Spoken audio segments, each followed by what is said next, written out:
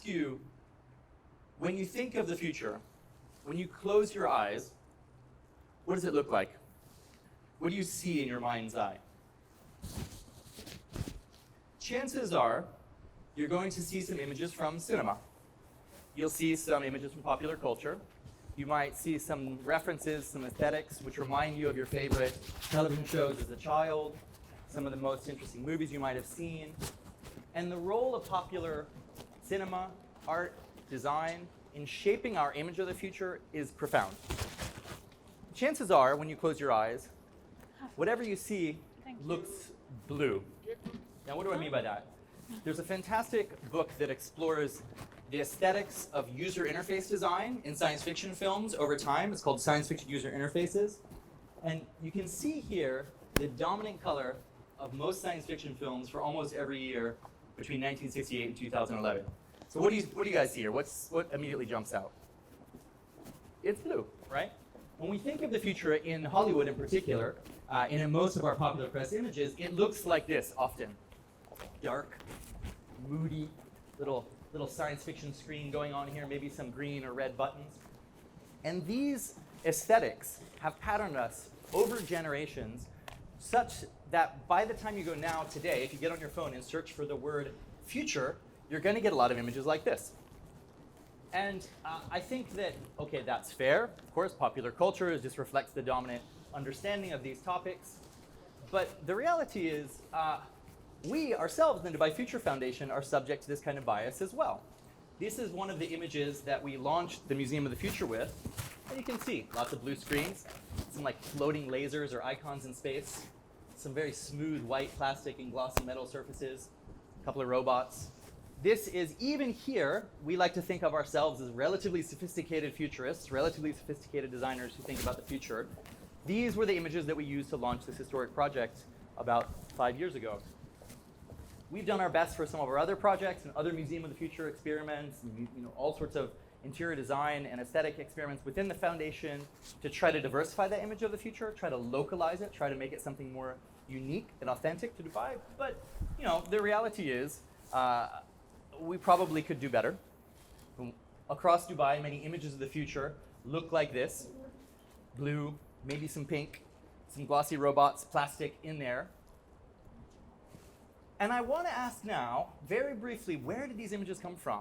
And are these the right images that we use to pattern our images and our expectations of the future on? Because I think as we experienced over coronavirus, the future is quite uncertain. And now we're in this period of potentially rebuilding, and we need to rebuild against some ideal, some model, some template. What is the future that we want to see going forward? And so I'd like to present, I'm going to go very fast here. I know I already speak very fast. I'm going to speak even faster, so apologies in advance. I'd like to present a short history of the aesthetics of the future that my good friend and colleague Mitch from IDEO, Palmwood, Mitch Sinclair, you might know her, put these together in a much more extensive book that she's preparing called Aesthetics of the Future. And the key thing I want to take away from here is that every decade or every couple of years, we imagine what the future looks like based on the anxieties, concerns, technologies, and aspirations of our present moment. And it starts all the way back in the 50s. So I'm going to go like a 70-year tour really quickly here. Rewind back to North America in the 1950s. And I say specifically North America because part of the point which we're trying to make here is most of our images of the future are derived from Hollywood in particular, and America in general. And in the 1950s, we have this post-war boom, this extraordinary advance of technology where we thought anything was going to be possible. And we had invented these incredible new technologies and materials like plastic. So you see all of these curvy, kind of beautiful aesthetics, these images of domestic bliss in some, cave or something. Driving around in a self-driving car here, having a little drink on a Wednesday morning or something. All of the aesthetics were about day-to-day life. So there was no real change in the way society worked. It's just taking society and giving it this curvy, aesthetic, space-age feel. As we got a little bit later into the 50s, we started to realize that, we can do a lot more interesting things with that. And you start to see this sort of Buck Rogers ray gun colors, these extraordinary curvy bubbledness coming out. All of which, though, occurred, whilst it might look quite fantastic, The reality is this was just like 1950s white America in space. It's the Jetsons. So the social relationships that underpin this, as you can see here, is the housewife at home in her little bubble on the moon. Here comes husband walking home in his spacesuit, right? Of course, in America at least, the 60s started to get a little bit weirder, a little bit more wild, and the aesthetics of the decade started to reflect that. The youth of the 60s, in the same way that we here, who might consider ourselves youth, are pushing forward into new aesthetics. Young people started to say, look, not only are those boring, curvy, domestic kind of suburban aesthetics not interesting, nor are the social relationships that they represent interesting. So you see all of these crazy experiments taking plastic even further and even more surreal and putting them in bizarre context with kind of a mysterious late 60s surreal psychedelic angle, leading us up into the 1970s, which you could call the kind of age of grooviness, the age of glamour and space age grooviness. This is where we have Ziggy Stardust, we have sparkles and shimmer starting, Star Wars, Star Trek starting to come out with Captain Kirk, everything looking all shiny and shimmery. Plush, rich, saturated psychedelic colors, bizarre kind of James Bond love affair experiences, bright, experimental new homes for new designs for your homes, which lasted us through the 70s. But as we enter into the corporate 80s, the computer, the reality of this technology started becoming more and more part of our lives. And so you start to see the age of neon dreams. Computer interfaces themselves started to enter our public consciousness. And in the early days, they were black and green. And you start to see how human beings start to relate to the computer in these sorts of neon aesthetics. The 80s also is when we start to see the first sense of the American modern project, the American technological future project, kind of fraying or failing at the edges. This is where you start to see films like Blade Runner, where you can imagine looking forward into these hyperdense cities where things aren't quite as idyllic as the 60s had promised us. This technology isn't necessarily being used for human liberation and for having free time. There's slightly darker, more sinister textures and contexts around that, which segues perfectly into the 1990s. Now, just brief age check. Who was born before the 90s here, before 1990? Raise your hand if you were born before 1990. Okay, great. Raise your hand if you were born in the 90s. Okay, about half of you. Raise your hand if you were born in the 2000s. All right, good, brave. Well, thank you guys. Okay, so this is interesting because we're starting to get into the experiences which we would have had as children, and our sense of the future, where these images came from. And for me in particular, the 90s was like all about my definition of the future. This is where cyberpunk started to come out. So the edges of the 80s, that sense of computer, man-machine, corporate interface started to get really dark. And you see this circuit board chic emerging. If you've ever been to the cocktail bar on the top of the Burj Al Arab, this is what is based upon. Circuits everywhere, glowing edges, backlit LEDs, the merging of human beings and machines in a kind of a cyborg way, but not in a way which is empowering, in a way which is sort of sinister to reflect the domination of corporate cyberpunk interests. This hyper-modern samurai, a lot of imagery from anime, a lot of imagery from Japan at the time became infused into popular culture, leading us up into the 2000s. Because of course, what happened in the 2000s? The dot-com boom. This is when the internet started to promise everything was gonna be fine.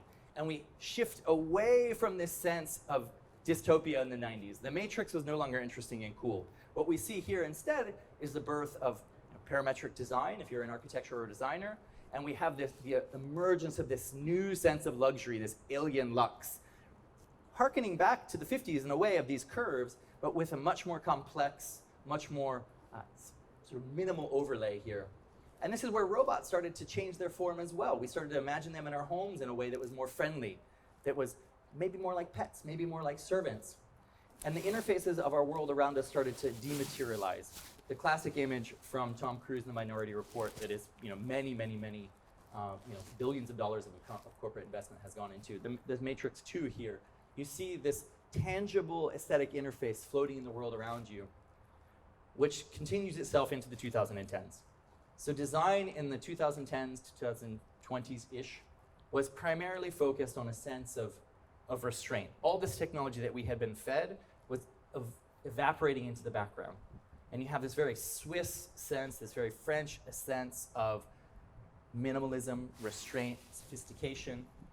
Things become more austere because by this time the dot-com bubble and all the exuberance around it has crashed. The housing market has crashed. The international financial regime is being revealed to be risky at best. And so this sense of reserve is emerging. The sense that we are now confronting our limits in nature and climate change, and we have to live with nature in this high-tech, high-fashion way if we can, but with maturity. And this brings us to where we are today, the 2020s, which you can argue is the age of chaos, the age of remixing, the age of mashups. It is the age at this long 50 or 60-year arc of this interrogation of what the future looks like for each generation. We now enter this period where everything is just a mess. Most places around the world are in a state of more or less chaos. Even high technology looks like a mess. You know, if you've ever gone to Shenzhen, if you've ever just gone down into Satwa, you know, you've got pretty amazing people repairing supercomputers, you know, i.e. your iPhone, in a little, next to a chaiwala stand, right? I mean, the future that we were promised is kind of here. We have supercomputers and robots and, you know, magical artificial intelligence devices which get us from our house to this event, right? But it still kind of looks like this. And so there's this sense of maximalism, this sense of mashing everything up. Everything's crashing together in senseless ways that is just beyond any narrative. No one can make sense of what's actually happening anymore. And so there's some people just embrace this, right? I mean, some of us just get desperately depressed and nihilistic, but for those of us who try to ride that wave, we just go for, you know, outrageous looking things in the most outrageous looking way that we can. And we start to reflect back on a sense of retro historicism. You know, if you ever listened to Vaporware or checked out the sort of the original Vaporware aesthetics, it's like 8-bit synthesizers and funny pink reinterpretations. But more than anything, the sense of the future that has come from Hollywood has more or less fully evaporated, right? And the diversity of the 21st century is just laid bare for all its glory and madness and chaos. And the film that has symbolized this the most is Black Panther, right? Wakanda Forever. This was one of, Bethena was correcting me on this, I'm gonna ignore the facts here. I was told Black Panther was the first film shown in Saudi, first commercial film. It's not actually true, is it? No, the emoji film. Yeah, first major commercial film, yeah? Okay, deal. Yeah. Right, that's significant, right? Because this was the first Afrofuturistic aesthetic at a major scale with a huge budget that represented a vision of the future that was distinct from everything which we've just shown you, this white American techno-fetishism. And that's fascinating, right? And that's just beginning. And that represents the reason that we're here today, the reason that the Dubai Future Foundation is exploring this, because the world has fundamentally changed.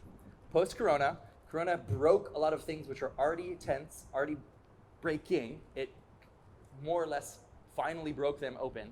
And now we're in a situation where we have to ask ourselves, if the world has changed, and if the conditions of our future, of our lives, are no longer being written by a scriptwriter in Hollywood, or indeed by any central authority, what then is the future that we want? And what does it look like?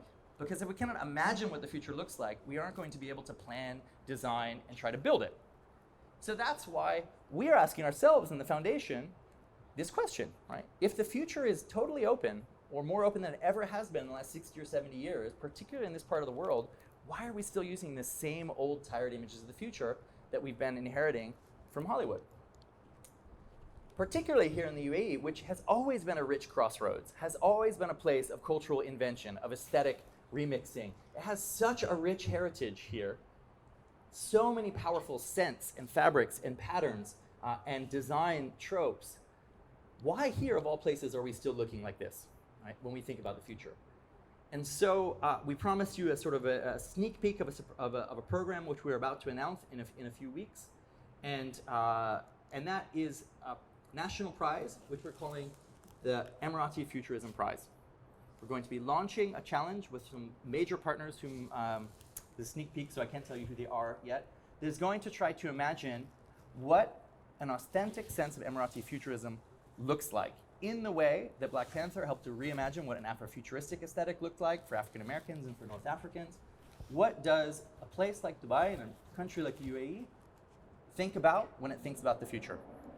And we're going to have 7 categories, each of whom will have 7 finalists, so that's 7 winners. I'm sure you can guess why. In the categories of architecture and urbanism, fashion and jewelry, product industrial design, visual arts, music and performing arts, film, animation, cinema, and fine arts, so painting, poetry, sculpture, etc. We've got a few 100,000 dirhams in prizes, but a lot more exciting opportunities to display your work, both online, in the media, in the books and publications and films we'll be doing about it, and in the Museum of the Future itself. And we're going to be officially launching this on December 6th to register your interest. So I think we have your emails here. Raise your hand if you'd like to find out more about this. Like 3 or 4 folks. Well, all right, cool. All right. Well, we'll send you a notification in a couple of weeks, right? Which will have more details on this. I think it's worth asking, like, why now, though? And why is a government agency like the Dubai Future Foundation doing this? Because, yes, we have this extraordinary building behind you, but never before in the country's history, except perhaps during its founding years, right, has the opportunity to redefine what the next 20, 30, 40 years looks like. Because in the context of the UAE, we have a 50-year plan. There's a 2071-year vision, right? There's a 2030 plan. But those are very big, right? And there's a lot of space between here and there. And it's your job to figure out how we get there and what that looks like. And so this is a chance for you guys, for all of us, to try to define what an authentic aesthetic of the future looks like in a way that is sexy and empowering and inspiring and cool and unique, and sets the tone for what we would hope would be the new brands of the future, the new architectural styles of the future, the new product and fashion designs of the future, et cetera, that reflect the unique history and unique present of Dubai and the UAE.